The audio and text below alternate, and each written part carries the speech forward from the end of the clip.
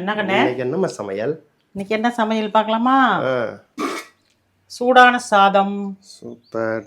சூடான கூழ், ஆரிய கூழ், அருமை, சத்தான கூழ், மிளகு தக்காளி குழம்பு, புளி குழம்பு. சூப்பர். இது எண்ணத்தாள், வெங்காயத்தாள், பொரியல். Super super. முருங்கைக்கீரை, கீரையும் பூவும் அதில் இருக்கு, பொரியல். ஓகே, சத்தான பொரியல். Super super. சூடான முருங்கைக்கீரை சூப்பு.